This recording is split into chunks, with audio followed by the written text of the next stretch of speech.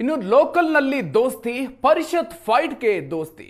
ವಿಧಾನ ಪರಿಷತ್ 4 ಕ್ಷೇತ್ರಗಳಲ್ಲೂ ಕೂಡ ಬಿಜೆಪಿ ಸ್ಪರ್ಧೆಯನ್ನ ಮಾಡುತ್ತಾ ಜೆಡಿಎಸ್ ಬೆಂಬಲವನ್ನು ಪಡೆದು 4 ಸ್ಥಾನಗಳಲ್ಲೂ ಕೂಡ ಬಿಜೆಪಿ ಸ್ಪರ್ಧೆಯನ್ನ ಮಾಡುವಂತಹ ಸಾಧ್ಯತೆ ಇದೆ.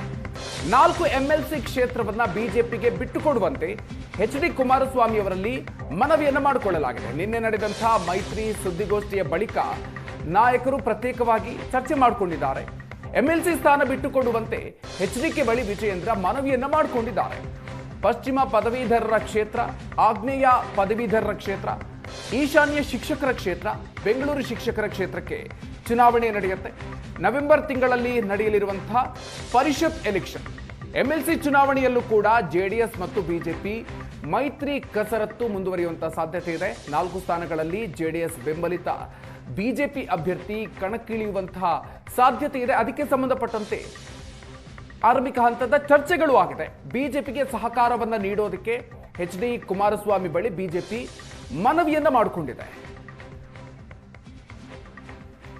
ಹೆಚ್ಚಿನ ಡೀಟೇಲ್ಸ್ ಕೊಡ್ತಾರೆ ನಮ್ಮ ಪ್ರತಿನಿಧಿ ವಿದ್ಯಾ. ಇದೀಗ ನಮ್ಮ ಜೊತೆಗೆ ಸಂಪರ್ಕದಲ್ಲಿದ್ದಾರೆ. ವಿದ್ಯಾ, ಪರಿಷತ್ ಫೈಟ್ಗೂ ಕೂಡ ದೋಸ್ತಿಗಳು ಒಟ್ಟಾಗುವಂತಹ ಸಾಧ್ಯತೆ ಇದೆ. ನಿನ್ನೆ ಈ ಬಗ್ಗೆ ಚರ್ಚೆ ಆಗಿದೆ ಅನ್ನುವಂಥದ್ದು. ಯಾವ ರೀತಿಯಾಗಿ ಇದಕ್ಕೆ ಸಂಬಂಧಪಟ್ಟಂತೆ ವಿಜಯೇಂದ್ರ ಅವರು ಈ ಒಂದು ವಿಚಾರವನ್ನ ಪ್ರಸ್ತಾಪ ಮಾಡಿದಂತಹ ಸಂದರ್ಭದಲ್ಲಿ ಯಾವ ರೀತಿಯಾಗಿ ಸ್ಪಂದನೆ ಸಿಕ್ಕಿದೆ, ಸೊ ಏನ್ ಆಗ್ತಾ ಇದೆ ಬೆಳವಣಿಗೆ ಈ ವಿಚಾರವಾಗಿ ವಿದ್ಯಾ? ಮಧುಕರ್, ಈ ಹಿಂದೆಲಿಂದಲೂ ಕೂಡ ಅಂದರೆ ಬಿಜೆಪಿ ಕೋರ್ ಕಮಿಟಿ ಸಭೆಯಲ್ಲಿ 3 ಸ್ಥಾನಗಳನ್ನು ನಾವು JDS ಬಳಿ ಕೇಳಬೇಕು ಅನ್ನುವಂತಹ ಅಭಿಪ್ರಾಯಗಳನ್ನು ಸಾಕಷ್ಟು ನಾಯಕರು ಬಿಜೆಪಿಯಲ್ಲಿ ಇಟ್ಟಿದ್ರು. ಇದಾದ ಬಳಿಕ ನಿನ್ನೆ ಪತ್ರಿಕಾಗೋಷ್ಠಿಯನ್ನು ನಡೆಸ್ತಾರೆ ದೋಸ್ತಿ ನಾಯಕರು. ಆ ಸಂದರ್ಭದಲ್ಲಿ ಕುಮಾರಸ್ವಾಮಿಯವರು ಕೂಡ ಭಾಗಿಯಾಗಿದ್ದರು. ಅದರ ಜೊತೆಗೆ ಬಿಜೆಪಿ ರಾಜ್ಯಾಧ್ಯಕ್ಷರಾಗಿರುವಂತಹ BOI ವಿಜಯೇಂದ್ರ ಅವರು ಕೂಡ ಭಾಗಿಯಾಗಿದ್ದರು.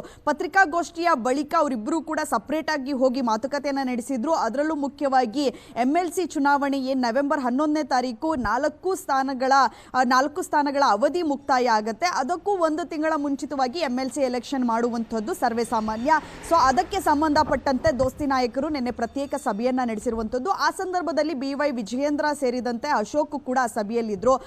ಆ ಸಂದರ್ಭದಲ್ಲಿ 4 ಸ್ಥಾನಗಳನ್ನು ನೀವು ನಮಗೆ ಬೆಂಬಲವನ್ನ ನೀಡಿ ಬಿಜೆಪಿಗೆ ಬಿಟ್ಟುಕೊಡಿ ಅನ್ನುವಂತಹ ಮನವಿಯನ್ನ ಕುಮಾರಸ್ವಾಮಿಯವರ ಮುಂದಿಟ್ಟಿದ್ದಾರೆ ಅನ್ನುವಂತಹ ಮಾಹಿತಿ ಸದ್ಯಕ್ಕೆ ಇದೆ. ಆದರೆ ಕುಮಾರಸ್ವಾಮಿಯವರು ಅದಕ್ಕೆ ಯಾವುದೇ ಪ್ರತಿಕ್ರಿಯೆಯನ್ನ ನೀಡಿಲ್ಲ. ಕುಮಾರಸ್ವಾಮಿಯವರು ಇನ್ನೂ ಕೂಡ ಅದರ ಬಗ್ಗೆ ಯೋಚನೆಯನ್ನ ಮಾಡಿ ಬಳಿಕ ತಮ್ಮ ನಿರ್ಧಾರವನ್ನ ತಿಳಿಸ್ತೀವಿ, ಯಾಕಂದ್ರೆ ದೇವೇಗೌಡರು ಇದ್ದಾರೆ, ಇನ್ನು ಕೆಲವೊಂದು ಏನು ಬಿಜೆಪಿಯ ನಾಯಕರ ಜೊತೆಗೆ JDS ನಾಯಕರ ಜೊತೆ ಕೂಡ ಚರ್ಚೆ ಮಾಡಬೇಕಾಗುತ್ತೆ. ದೇವೇಗೌಡರು ಏನು ಹೇಳ್ತಾರೆ ಈ ವಿಚಾರದ ಬಗ್ಗೆ ಅನ್ನುವಂಥದ್ದನ್ನು ತಿಳಿದುಕೊಂಡ ಬಳಿಕ ನಾನು ನಿರ್ಧಾರವನ್ನು ತೆಗೆದುಕೊಳ್ತೀನಿ ಅನ್ನುವಂತಹ ಅಭಿಪ್ರಾಯವನ್ನು ವ್ಯಕ್ತಪಡಿಸಿದ್ದಾರೆ. ಆದರೆ 4 ಸ್ಥಾನಗಳಲ್ಲೂ ಕೂಡ JDS ಬೆಂಬಲದಿಂದ ಬಿಜೆಪಿ ಅಭ್ಯರ್ಥಿಗಳನ್ನು ಇಳಿಸೋದಿಕ್ಕೆ ಸಕಲ ಸಿದ್ಧತೆಯನ್ನು ಬಿಜೆಪಿ ಮಾಡ್ಕೊಳ್ತಾ ಇರುವಂಥದ್ದು. ಆದರೆ JDS ಇದಕ್ಕೆ ಅಸ್ತು ಅನ್ನುತ್ತಾ ಅಥವಾ ನಾವೇ ಸಪ್ರೇಟ್ ಆಗಿ ಕಣಕ್ಕಿಳಿಸ್ತೀವಿ ಅಭ್ಯರ್ಥಿಗಳನ್ನ ಅನ್ನುವಂತಹ ಅಭಿಪ್ರಾಯವನ್ನ ವ್ಯಕ್ತಪಡಿಸುತ್ತಾ ಸದ್ಯಕ್ಕಿರುವಂತಹ ಕುತೂಹಲ. Madhukar, okay, thank you Vidya ಡೀಟೇಲ್ಸ್ಗೆ.